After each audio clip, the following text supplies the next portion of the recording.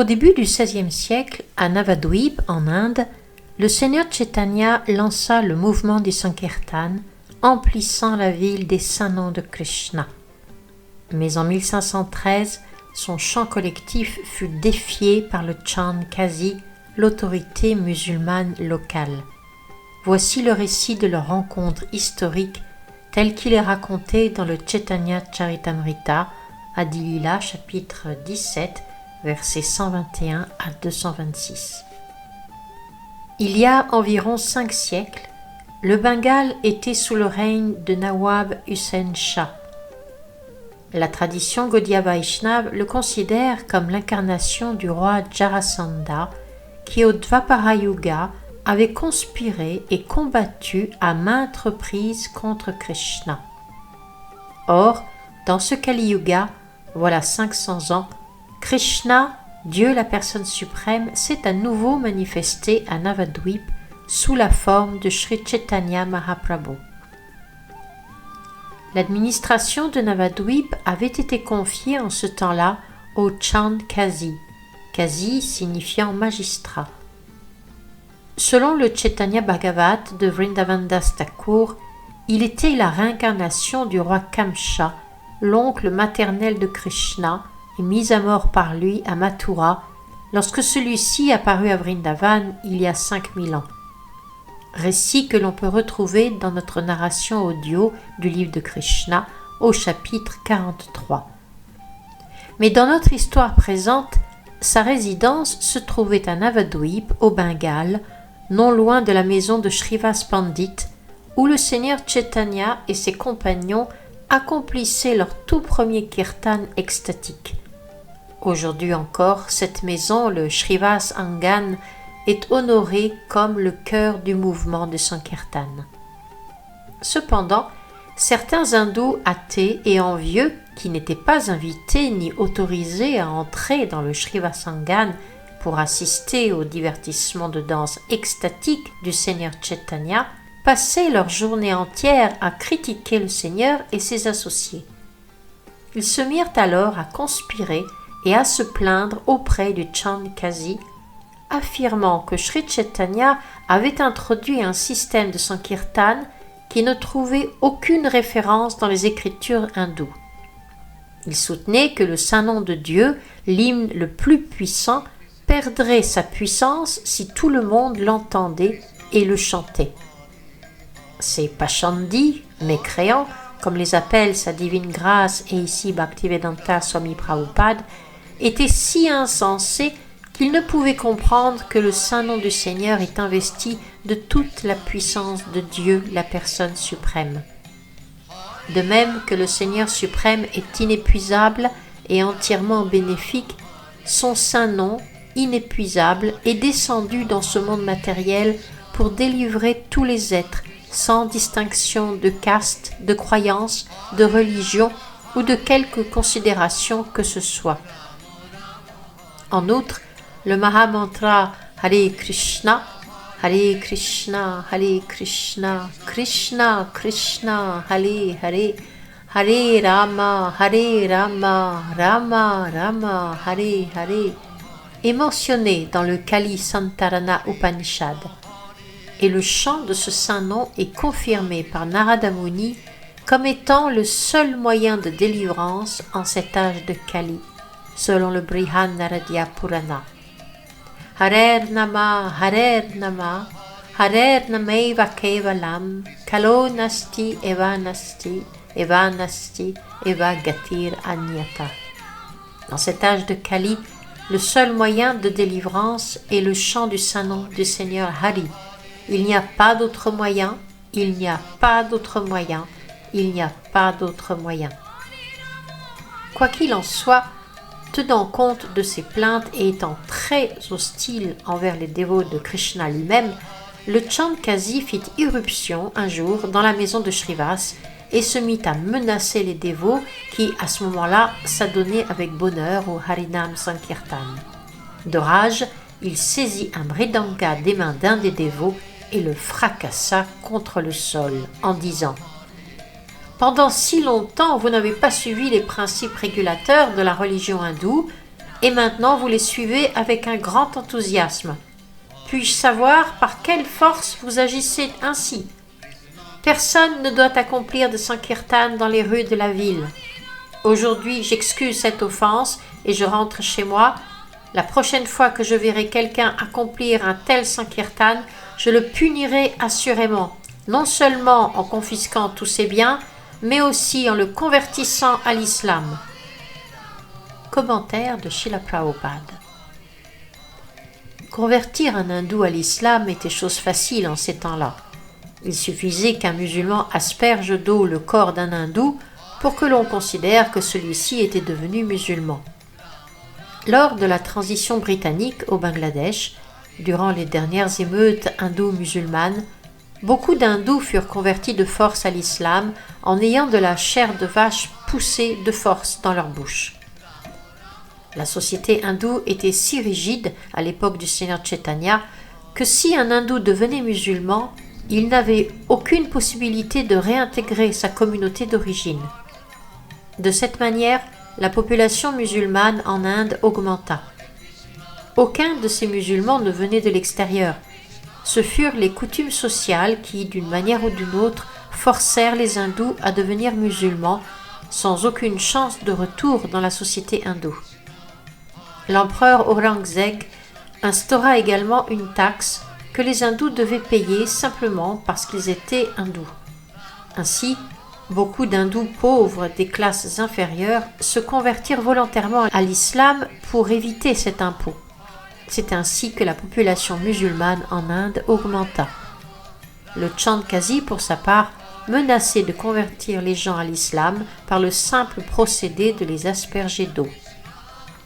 Après avoir dit cela, le Qazi retourna chez lui et les dévots, profondément bouleversés d'être interdits de chanter Hare Krishna, exprimèrent leur chagrin au Seigneur Chaitanya Mahaprabhu. Mais celui-ci leur ordonna « N'ayez crainte, allez, accomplissez le Sankirtan. Aujourd'hui, je vais tuer tous les musulmans. » Commentaire de Srila Prabhupada. On connaît Gandhi pour avoir lancé en Inde le mouvement de désobéissance civile non violente. Mais environ 5 siècles avant lui, Sri Chaitanya Mahaprabhu avait déjà inauguré son propre mouvement de désobéissance civile non violente face aux ordres du Chandkazi. Il n'est pas nécessaire de recourir à la violence pour empêcher l'opposition de faire obstacle à un mouvement, car on peut tuer leur comportement démoniaque par la raison et l'argumentation. En suivant les traces du Seigneur Chaitanya Mahaprabhu, chaque fois qu'il y a des obstacles, le mouvement Hare Krishna doit vaincre l'opposition par la raison et l'argument, et ainsi mettre un terme à leur attitude démoniaque. Si nous devenions violents dans chaque cas, il nous serait difficile de gérer nos affaires. Nous devons donc suivre l'exemple du Seigneur Chaitanya Mahaprabhu, qui désobéit à l'ordre du Chandkazi, mais le soumit par la force de la raison et du dialogue. De retour chez eux, les habitants reprirent le Sankirtan. Mais l'interdiction du Qazi pesait sur eux et l'inquiétude ne quittait pas leur cœur. Voyant leur angoisse, le Seigneur Chaitanya les rassembla et déclara « Ce soir, nous ferons retentir le Sankirtan dans chaque quartier de la ville. Préparez-vous et décorez toute la cité pour cette grande célébration. » Commentaire de Srila Prabhupada. À cette époque, Navadvip se composait de 9 petites cités. Sri Chaitanya Mahaprabhu voulait faire retentir le kirtan dans chacune de ces localités voisines. Il ordonna donc que la ville soit décorée pour l'occasion. Il leur a dit « Ce soir, allumez des flambeaux dans chaque maison. J'apporterai ma protection à tous. Voyons quel genre de Qazi osera venir arrêter notre kirtan. » Et le soir, le seigneur Gaurasundar sortit et forma 3 groupes pour accomplir le kirtan. À l'époque de Sri Chaitanya Mahaprabhu, un groupe se composait de 21 hommes, 4 jouant du mridanga, 1 menant le chant et 16 autres jouant des kartals en répondant au chant du meneur.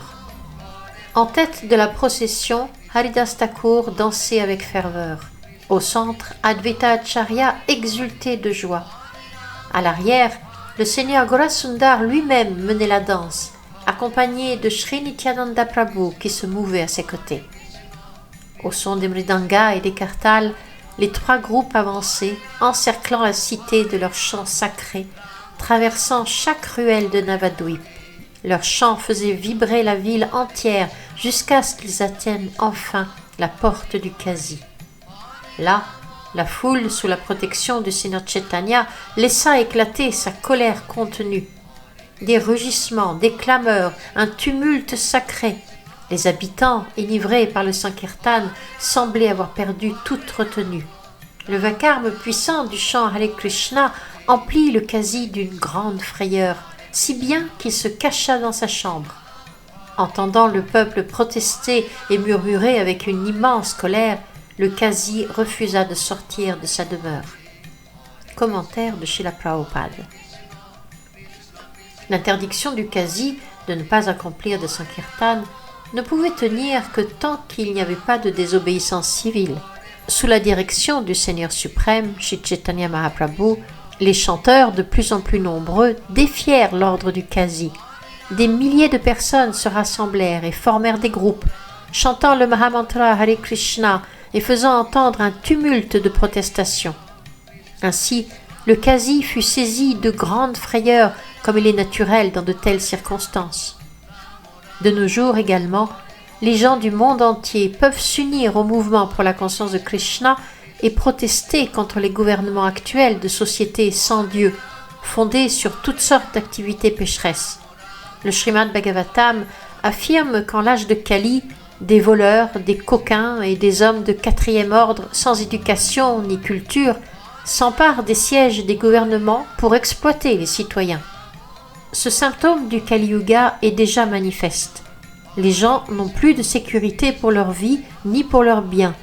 Et pourtant, ces soi-disant gouvernements persistent, tandis que leurs ministres s'octroient de gros salaires bien qu'incapables de rien accomplir de bon pour la société. Le seul remède à une telle situation est de renforcer le mouvement de Sankirtan sous la bannière de la conscience de Krishna et de protester contre les activités pécheresses des gouvernements du monde. Le mouvement de conscience de Krishna n'est pas un mouvement religieux sentimental. C'est un mouvement destiné à réformer toutes les anomalies de la société humaine. Si les gens l'acceptent sérieusement et scientifiquement, accomplissant ce devoir selon l'ordre de Sri Chaitanya Mahaprabhu, le monde connaîtra la paix et la prospérité au lieu de sombrer dans la confusion et le désespoir sous des gouvernements inutiles. Il y a toujours des coquins et des voleurs dans la société humaine, et dès qu'un gouvernement faible est incapable d'accomplir ses devoirs, ces gens apparaissent pour faire leurs affaires. Ainsi, la société tout entière devient un enfer impropre à la vie des honnêtes gens. Il y a un besoin urgent d'un bon gouvernement, un gouvernement du peuple, avec la conscience de Krishna. Sans conscience de Krishna, les masses ne peuvent pas devenir de bonnes personnes. Le mouvement de conscience de Krishna que Sri Chaitanya Mahaprabhu lança par le chant du mantra Hare Krishna garde toujours toute sa puissance. Les hommes doivent donc le comprendre sérieusement et scientifiquement et le répandre dans le monde entier. Le mouvement de Sankirtan, inauguré par Sri Chaitanya Mahaprabhu, est décrit dans le Chaitanya Bhagavat, Madhya Kanda, chapitre 23, à partir du verset 241 qui dit « Mon cher Seigneur, que mon esprit soit fixé à tes pieds de lotus. » Certains habitants très agités commencèrent à riposter aux actions du Kazi en saccageant sa maison et son jardin de fleurs. Srila Vrindavan Das Thakur a décrit cet incident en détail. Puis, lorsque le Seigneur Chaitanya parvint devant la demeure du Kazi, il s'assit sur le seuil et envoya des notables appeler le Kazi. Lorsque celui-ci vint, la tête basse, le Seigneur l'accueillit avec le respect qui lui était dû et lui offrit un siège. Le Seigneur Chaitanya, souriant mais ferme, s'adressa au Kazi. « Mon cher ami, je viens dans ta maison comme un invité. Pourtant, en me voyant, tu t'es enfermé dans ta chambre. Est-ce là une conduite appropriée ?» Le Kazi, tête baissée, répondit avec humilité.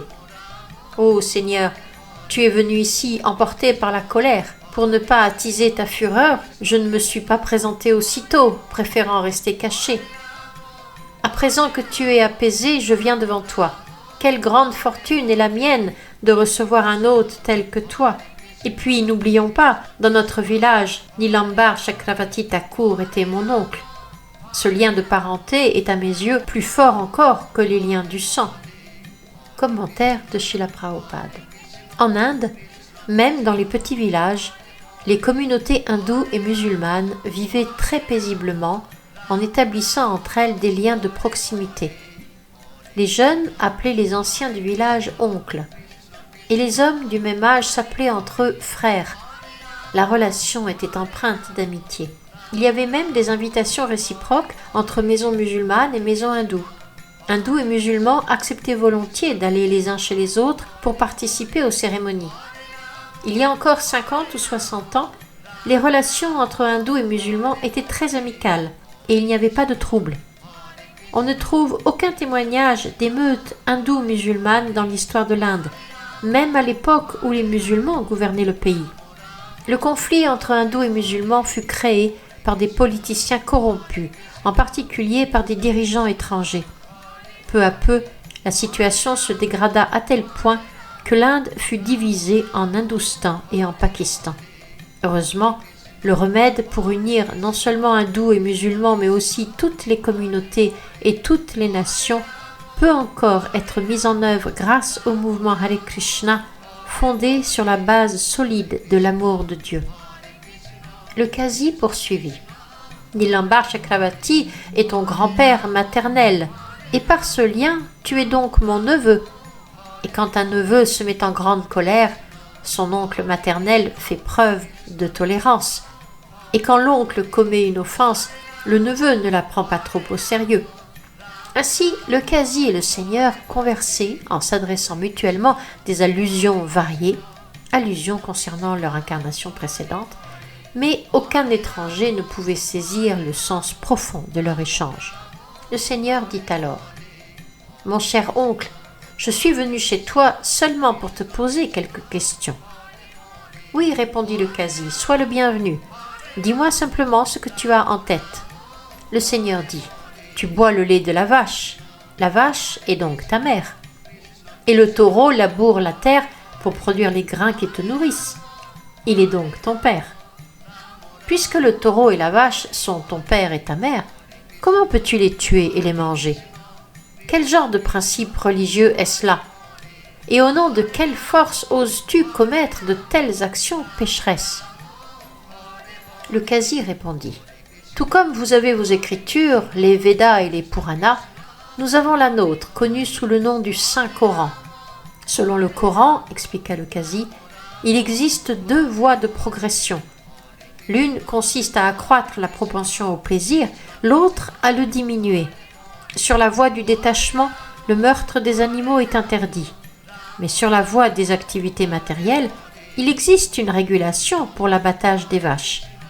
Si un tel abattage est accompli sous la direction des Écritures, il n'y a pas de péché. » En tant qu'érudit, le Qazi défia Chaitanya Mahaprabhu. « Dans vos Écritures védiques, il existe une prescription autorisant le meurtre de la vache. C'est sur la base de cet ordre que de grands sages accomplirent autrefois des sacrifices impliquant l'abattage des vaches. » Réfutant aussitôt l'affirmation du Qazi, le Seigneur répondit : « Les Védas prescrivent clairement que les vaches ne doivent pas être tuées. C'est pourquoi tout hindou, quel qu'il soit, s'abstient de participer au meurtre des vaches. » Commentaire de Srila Prabhupada. Les écritures védiques prévoient certaines concessions pour les amateurs de viande. Il y est dit que si quelqu'un souhaite manger de la viande, il doit abattre une chèvre devant la déesse Kali, puis en consommer la chair. Les mangeurs de viande ne sont pas autorisés à acheter de la viande sur un marché ni dans un abattoir. Il n'existe aucune autorisation pour entretenir des abattoirs réguliers afin de satisfaire la langue des carnivores. Quant au meurtre de la vache, il est totalement interdit. Puisque la vache est considérée comme une mère, comment les Védas pourraient-ils permettre qu'on la tue ? Sri Chaitanya Mahaprabhu souligna que l'argument du Qazi était erroné. Dans la Bhagavad Gita, chapitre 18, verset 44, on trouve une injonction claire stipulant que les vaches doivent être protégées. Krishi Gorakshya Vanijyam Vashtya Karma Svabhavajam. Le devoir des Vaishyas est de produire des denrées agricoles, de faire du commerce et de protéger les vaches. Ainsi, l'affirmation selon laquelle les écritures védiques contiendraient des ordres autorisant le meurtre de la vache est fausse. Le Seigneur Chaitanya poursuivit. Dans les Védas et les Puranas, il est prescrit que si l'on est capable de redonner la vie à un être, on peut le tuer à des fins expérimentales. Ainsi, les grands sages tuaient parfois de vieilles vaches et en récitant des hymnes védiques, ils les ramenaient à la vie dans un état de perfection. Le meurtre et la régénération de ces vaches âgées et invalides n'étaient donc pas un véritable meurtre, mais un acte de grand bénéfice. Autrefois, il existait de puissants brahmanas capables de réaliser de telles expériences grâce aux hymnes védiques. Mais aujourd'hui, en cet âge de Kali, les brahmanas n'ont plus ce pouvoir. C'est pourquoi le meurtre des vaches et des taureaux pour les rajeunir est interdit. En cet âge de Kali, 5 actes sont prohibés. Le sacrifice d'un cheval, le sacrifice d'une vache, l'acceptation de l'ordre du sannyas, l'offrande d'oblation de chair aux ancêtres et le fait pour un homme d'engendrer des enfants avec la femme de son frère. Brahma Vaivarta Purana, Krishna Janmakanda 185-180. Puisque vous, musulmans, n'êtes pas capables de redonner la vie aux vaches que vous tuez, vous portez la responsabilité de leur meurtre. C'est pourquoi vous irez en enfer. Il n'y a pour vous aucun moyen de délivrance. Les tueurs de vaches sont condamnés à pourrir dans une vie infernale pendant autant de milliers d'années qu'il y a de poils sur le corps d'une vache. Vos écritures comportent de nombreuses erreurs et illusions. Leurs compilateurs, ne connaissant pas l'essence du savoir, ont donné des ordres contraires à la raison et à la logique. Après avoir entendu ces paroles de Sri Chaitanya Mahaprabhu, le Qazi, frappé de stupeur et à court d'arguments, ne put répondre davantage. Après mûre réflexion, il reconnut sa défaite et parla ainsi. « Mon cher Nimai Pandit, tout ce que tu as dit est vrai. Nos écritures se sont développées seulement récemment et elles ne sont certainement pas logiques ni philosophiques. » Commentaire de Srila Prabhupada. Les Shastras, ou écritures des Yavanas, mangeurs de viande, ne sont pas des écritures éternelles. Elles ont été composées récemment et se contredisent parfois entre elles. Les écritures des Yavanas sont au nombre de 3. L'Ancien Testament, le Nouveau Testament et le Coran. Leur compilation a une histoire. Elles ne sont pas éternelles comme la connaissance védique. C'est pourquoi, bien qu'elles présentent certains arguments et raisonnements, ceux-ci ne sont pas très solides ni transcendantaux. Ainsi, les personnes modernes avancées dans la science et la philosophie jugent ces écritures inacceptables. Parfois, des prêtres chrétiens viennent nous voir et demandent « Pourquoi nos fidèles négligent-ils nos écritures pour accepter les vôtres ?» Mais quand nous leur demandons « Votre Bible dit « Tu ne tueras point », pourquoi alors tuez-vous chaque jour tant d'animaux ?» Ils ne peuvent répondre. Certains répliquent maladroitement que les animaux n'ont pas d'âme. Mais nous leur demandons « Comment savez-vous que les animaux n'ont pas d'âme ? Les animaux et les enfants partagent la même nature. Cela signifie-t-il que les enfants de la société humaine n'ont pas d'âme non plus ? Selon les écritures védiques, à l'intérieur du corps réside le véritable propriétaire du corps, l'âme.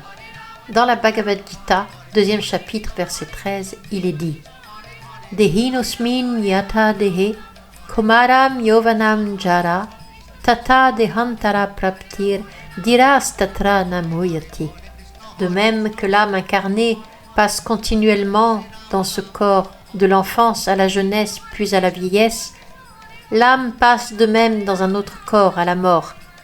L'âme réalisée en soi n'est pas troublée par un tel changement. Puisque l'âme se trouve dans le corps, celui-ci change à travers de multiples formes. Il y a une âme dans le corps de chaque créature vivante, animal, arbre, oiseau ou être humain. Et cette âme transmigre d'un corps à un autre.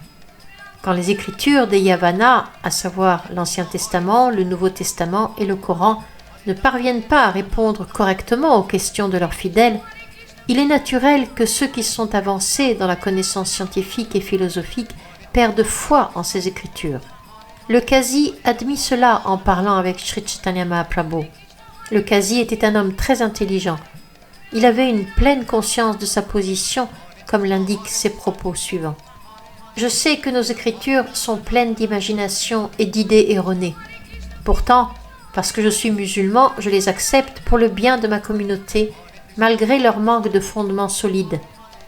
Les raisonnements et arguments des écritures des mangeurs de chair ne sont pas très solides, conclut le Qazi. En entendant cette déclaration, Sri Chaitanya Mahaprabhu sourit et lui demanda « Mon cher oncle maternel, j'aimerais te poser une autre question. Dis-moi la vérité, ne cherche pas à me tromper par des ruses. Dans ta cité, il y a toujours le chant collectif du Saint-Nom. Un tumulte de musique, de chants et de danse résonne sans cesse. En tant que magistrat musulman, tu as le droit de t'opposer à la pratique des cérémonies hindoues. Mais désormais, tu ne les interdis plus. Je ne comprends pas pourquoi. » Le Qazi dit « Tout le monde t'appelle Gorahari. Permets-moi de t'appeler par ce nom. Écoute, ô Gorahari, si tu viens dans un lieu privé, je t'expliquerai alors la raison. » Le Seigneur répondit « Tous ces hommes sont mes associés intimes. Tu peux parler franchement, il n'y a aucune raison d'avoir peur d'eux. » Le Qazi dit « Lorsque je me suis rendu chez un hindou, que j'ai brisé son mridanga et que j'ai interdit le chant collectif, cette nuit-là, en rêve, j'ai aperçu un lion terrifiant. Son corps était humain, mais son visage était celui d'un lion. Il rugissait si fort que j'en tremblais. Alors que je dormais, le lion bondit sur ma poitrine, riant férocement et grinçant des dents. Plaçant ses griffes sur ma poitrine, il m'a dit d'une voix grave « Je vais fendre ton cœur en deux, comme tu as brisé ce tambour mridanga. Tu as interdit la célébration de mon chant collectif, c'est pourquoi je dois te détruire. » Saisi d'effroi, je fermai les yeux et je tremblais de tout mon corps. Voyant ma peur, le lion m'a dit « Je t'ai vaincu seulement pour t'enseigner une leçon, mais je dois aussi être miséricordieux envers toi. Ce jour-là, tu n'as pas causé un grand trouble. C'est pourquoi je t'ai pardonné et je ne t'ai pas ôté la vie. Mais si tu recommences, je ne serai plus tolérant. Alors je te tuerai, toi, ta famille tout entière et tous les mangeurs de viande. » Après ces mots, le lion s'est éloigné, mais je suis resté pétrifié. Regarde les marques de ses griffes sur ma poitrine. Après cette description, le Qazi montra sa poitrine. En l'entendant et en voyant les marques, tous ceux qui étaient présents reconnurent l'extraordinaire réalité de l'événement. Le Qazi poursuivit.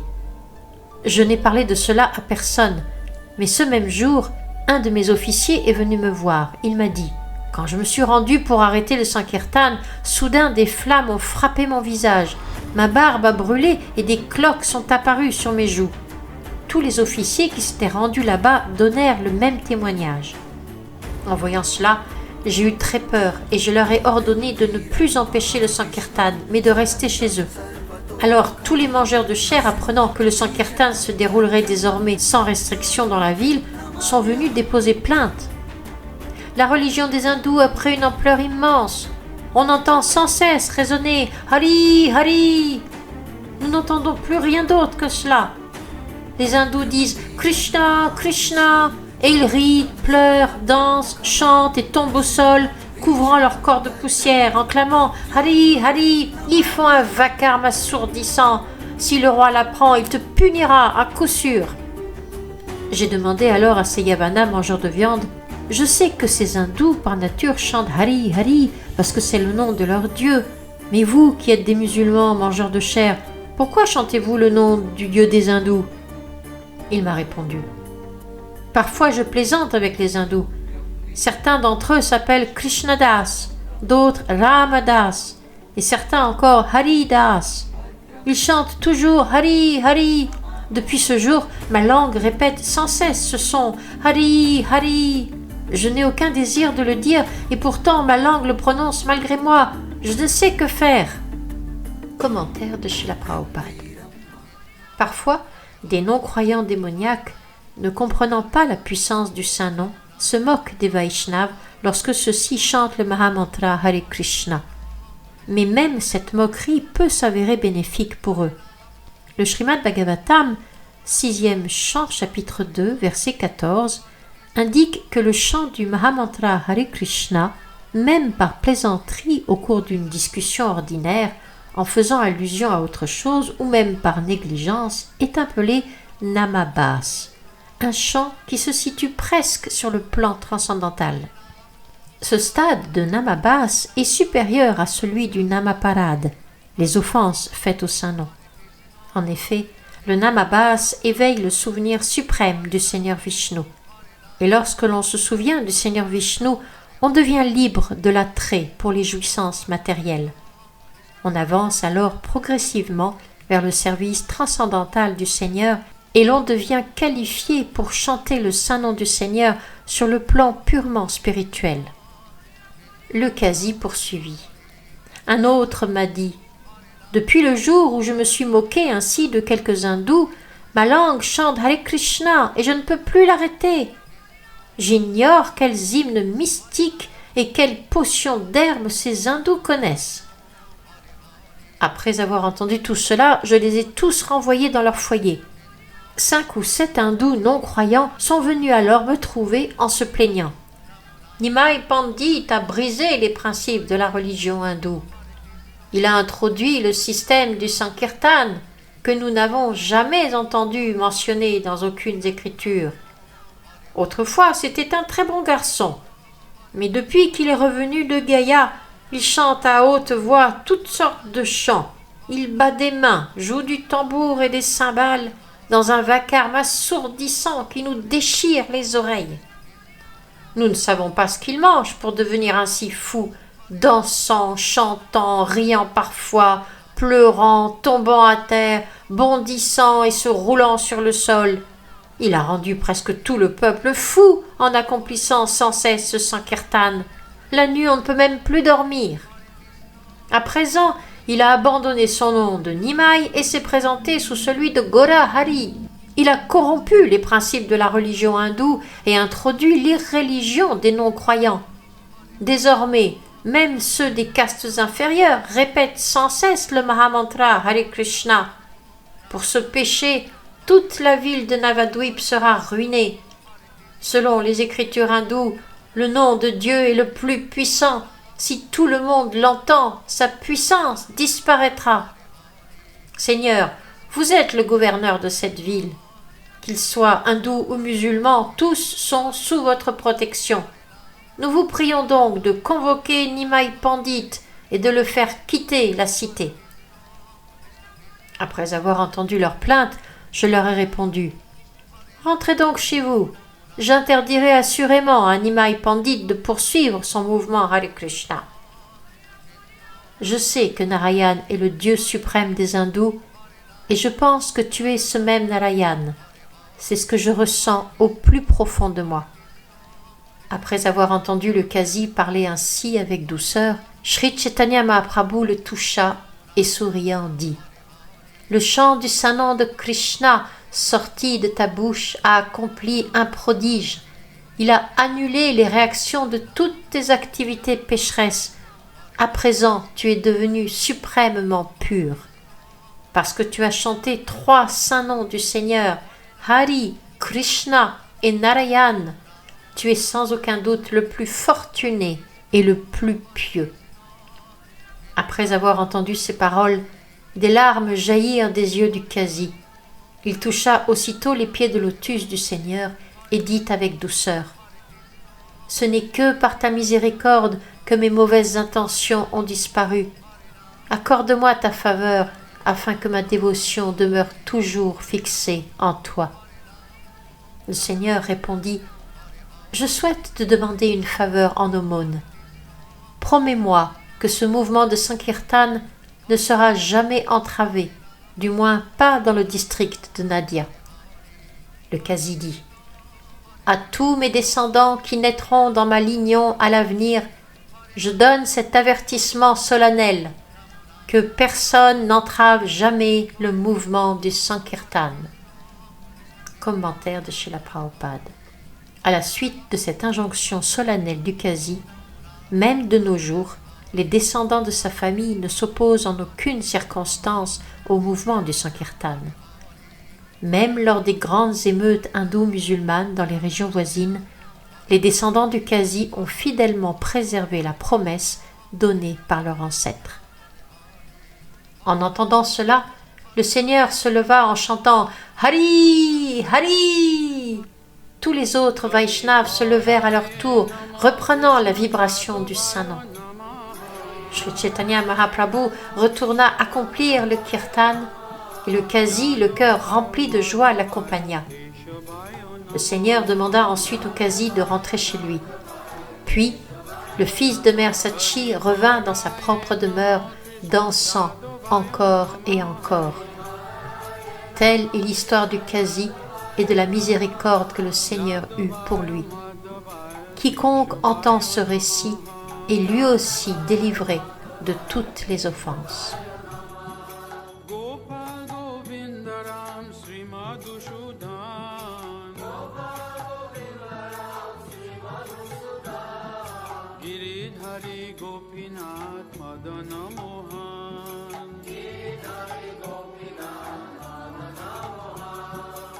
Chaitanya Nityananda Shri Advaita Sita